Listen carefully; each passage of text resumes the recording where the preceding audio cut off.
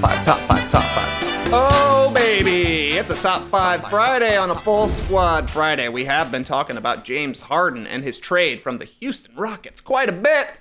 Of course, he made a trade request, finally said it out loud in public. I've done everything I can for this city. I'm out of here. He's been traded, but while it was dramatic for us in the moment, is it the most dramatic trade request of all time? I think not. Here are your top five dramatic trade requests. At number 5, Kareem Abdul-Jabbar requests a trade from the Bucks, a legendary trade request. Changed the history of the league forever, but this was a classy trade request. This comes from Thomas Bonk at the LA Times.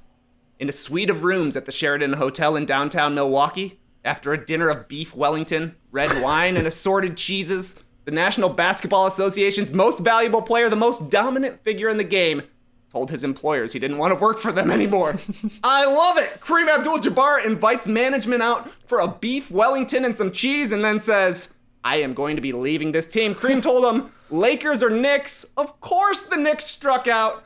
Kareem was traded with Walt Wesley to the Lakers for Junior Bridgman, Dave Myers, Elmore Smith, and Lee, I know you love it, Brian Winters. Oh, shout out to Brian Winters. The mustache! Yeah, wow. Brian Winters did have a mustache. I still love how your father-in-law is still salty on that trade there, Trey. I can't believe they traded Alcindor to the Lakers, he said. Let it go, Dwayner. Can you blame him, though? The rest is literal history. 5 titles for the Lakers, 13 All-Star appearances in 14 seasons, 3 more MVPs. He's got a statue. I do think the Lakers won this trade, all things considered. Probably. The only reason it's number 5, it's before my time. It's even before Lee's time. This came out in 1975. Just goes to show you, trade demands have been around forever. That was a dark Brian Winters for that. At number 4, Eric Bledsoe tells the Phoenix Suns, I don't want to be here. I don't know if this was the first trade request via Twitter, but it's the most famous. October 22, 2017, 3 games into the season, Eric Bledsoe of the Phoenix Suns tweets, I don't want to be here. Everybody knew it was about the Suns. They had got close to the playoffs in 2013-14. They brought in a bunch of point guards the next year. It was a failed experiment, and they were trending downward. The Suns got absolutely smacked those first 3 games. Combined margin of defeat, 92 points. As ABC 15 Sports reported at the time, then Phoenix GM Ryan McDonough asked Bledsoe about the tweet, and McDonough responded in a press conference. Bledsoe said he was at the hair salon with his girl, and he didn't want to be there anymore. I don't believe that to be true. Neither did we. The Suns sent him home a couple of weeks later. He was traded to the Bucks for... No one remembers. Brandon Knight? No. Greg Monroe and a first-round pick that eventually made its way to Memphis after being part of an Aaron Baines trade and an Enes Kanter trade. Ended up being Desmond Bane, who was drafted this season by the Grizzlies. Bledsoe, worst of the year on the starters in 2017-18. My favorite part about this request, the tweet is still up. This guy hasn't deleted this tweet. Wow, respect for that. Exactly. Most people, they send a bad tweet and then they like take it down immediately or a little bit after at least. He left it there. All right. Maybe he was at the hair salon. It's a good point. He's like, I'm sticking to my story. I was at the hair salon. I still don't like going. Yeah. Great stuff. At number 3, Jimmy Butler's Media Blitz. The most recent on our list. This was a banger. And if this is number 3, just imagine how good numbers 2 and 1 are. After the Bulls traded Jimmy after literally the best season of his career, Butler reunited with his old coach Tom Thibodeau in Minnesota. It was all good year 1. Jimmy, Karl Anthony Towns, Andrew Wiggins, and some old Bulls won 47 games, broke a 13-season playoff drought. They look like a team on the rise. I remember the next season coming in, people were saying, they're going to win 55 games this year. Not so much. In September, the Athletics' Shams Charania and John Krasinski reported Jimmy had requested a trade in a meeting with Tom Thibodeau, but Tom thought he could work things out with Jimmy. Nope. Jimmy had requested to be traded to the Nets, Clippers, or Knicks since they had huge cap space. Whew, that's weird to think about. Anyways, a week before the season, Jimmy finally shows up at training camp. He teams up with the third stringers to beat the starters, all while berating the entire organization as he'd done it. You f***ing need me! You can't win without me! According to Woj, he dominated the gym in every way. And it wasn't over. Immediately after practice, Jimmy has a TV interview set up with ESPN's Rachel Nichols, where he says, I'm not the most talented player on our team. Who's the most talented player on our team? Cat. Who's the most God-gifted player on our team? Wiggs. Who plays the hardest? Me! I play hard. I put my body on the line every day in practice, every day in games. That's my passion. All I want to do is work hard and be the man. He didn't say that, but he said it. No, don't tell us that. He basically said that. You couldn't find a trade partner in time for the season to start, so Jimmy played 10 games with the Wolves that season. Eventually, he started sitting for general soreness. Remember that old meme? Oh, yeah. Oh, classic. Eventually, he was traded to the Sixers with Justin Patton for Robert Covington, Dario Saric, and a second-rounder. Yikes! General Soreness was traded with General Patton. Yeah. I would love to know what the Wolves' record is since that trade. It must be awful. I know they've had some injuries as well, but... It's bad. Oh, my God. Ugh. It's bad, and that was kind of like a stamp on the reputations of Karl Anthony Towns and Andrew Wiggins, right? That whole month of November through December with Jimmy and the Wolves kind of sealed the fate of how people are going to be thinking about the Wolves until they get back to the playoffs, which they are not close. No. All right, number 2, Kobe Bryant makes his trade request in public. The year was 2007, and Kobe was done with the Lakers. Lakers were a 500 team after Shaq was traded in 2004. Kobe led the league in scoring back-to-back seasons, 2006 and 2007. This is kind of black hole Mamba when he was shooting all the time. Oh, yeah. In May, Kobe made a trade request on Stephen A. Smith's radio show. Apparently, he was mad that the Lakers hadn't included Andrew Bynum in a trade for Jason Kidd at the deadline the previous season. He posted on his website, KB24, that him and the Lakers didn't have the same vision.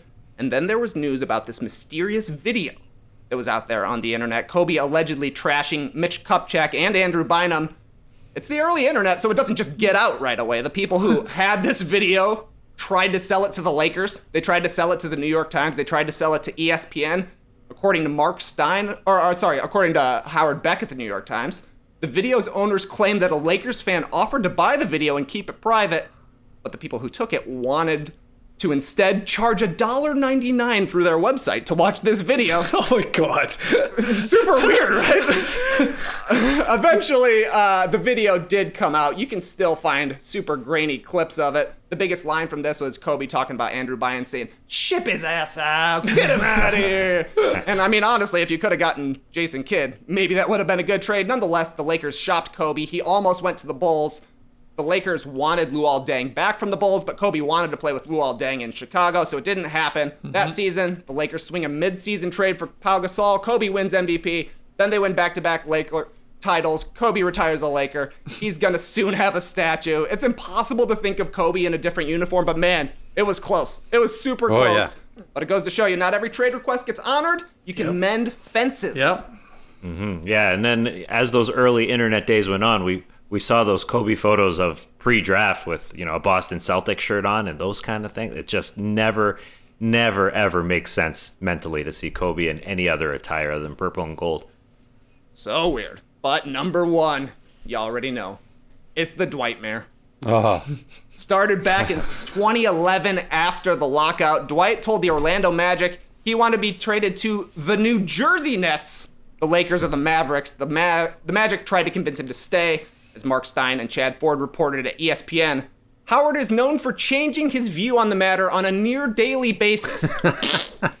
And honestly, that's what it was like for the entire season. I feel like during the 11-12 season on the podcast back in the TBJ days, we were talking about does Dwight want to be a Magic or does he not want to be a Magic? Does he? Does he not? Is he going to sign this thing? Is he not going to sign this team? They almost had a trade with the Nets. Would have landed Gerald Wallace back to the Magic, would have paired Dwight with Darren Williams on the Nets, and apparently they wanted to sign Gilbert Arenas with the cap space they were going to have.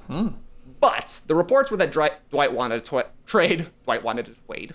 Dwight wanted a trade. Dwight says, "No, I don't." At the trade deadline, he signed in to be there the next season. I remember that. Everybody's like, huh? This guy's been talking about getting out for months and months and months, and now he's signing up for another year. Soon thereafter, the news was that Dwight was only going to stay if Stan Van Gundy was gone, which culminated in perhaps the most awkward press conference in NBA history. Take a look. The only thing I'm ever uncomfortable with is bullshit, and so to come in and no comment or deny that it's true and everything, I mean, the only thing, I guess, David, that ever liberates me is just, be honest and deal with what's out there. Some people have a hard time with that, I guess, but to me, that's a lot easier to deal with than bullshit. Well, obviously, it'll be a management decision. They have to make the decision, but I ain't worried about that. So. Yeah, Stan, we're not worried about that, right? That's what I just said. We got to be worried about winning games. Yeah, what's our main concern right now? Jameer. We have to stop Carmelo Anthony and the New York Knicks tonight. And the New York Knicks. That's exactly That's right. the plan, right? That is the plan. That's what I just said. Is Dave Ping here today? The guy who started this BS? I don't see Ping here. Me neither.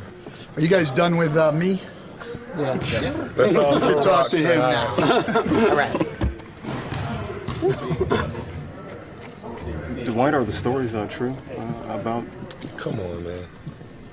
Yeah, the stories from Dave Ping are true. Stan just said they were true. Yeah. What's true? Stan just said that you wanted him fired. I said that? No, that's what Stan said. Who did I say that to? According to I don't know. I'm just telling you. I'm asking you, since you guys got so many sources. I missed that. Oh my goodness. So good. What are we worried about? We're worried about how to stop Carmelo Anthony. Yeah. What a line by Stan Van Gundy. 2 weeks later, Dwight had back surgery that summer. Orlando trades Dwight to the Lakers, where it was a disaster the first time around. The Lakers sent Andrew Bynum to the Sixers. He never played for them. Andre Iguodala went to the Nuggets, played one season before going to the Warriors. And the Magic got Nick Vucevic, who will probably be Orlando's all-time leading scorer by the time he's done there. It just goes to show you don't really know who won a trade long until after it's happened, because nobody was thinking, oh man, the big winner in this one's the Magic. They got a franchise cornerstone. They did. Diet Pepsi had a good PR out of that as well. Everyone time. remembers that. But yeah, Vooch and Diet Pepsi. Those are the two winners of that trade. I got a question with that clip because I had never really noticed it maybe the first time. You know how Dwight, when he comes in and he puts his arm around Stan Van, and he goes, hey, Jameer. He's obviously calling out to Jameer Nelson, who's on the team, one of the vets on the squad. Like, what do you think he's doing there? Like, is he saying, had he talked to Jameer and I'm going to go crash Stan's, little scrum there, or I'm going to show some solidarity by doing it, or maybe Jameer was even like, you should show some solidarity. Like, he's obviously trying to get Jameer's attention to see him standing there with Stan Van, but I always wondered, why is he doing that? What's he trying to prove there? No idea. Great question. Yeah. I don't know. I again, with Dwight, it could be one or the other. It was almost like a bet, I'm going to go blow up his scrum here. This will be awkward. Or the opposite of no, I'll make everything look better and I'll go and put my arm around coach and then I'll call out Dave Ping, who's not there. He's making golf balls somewhere. So, yeah, I don't know. But what a weird, awkward clip. Awkward clip. It's just so perfect that Stan Van Gundy's like, the only thing I can't stand is bullshitting. And then Dwight just saunters in. Hey, was somebody talking bullshit? I'm here, guys.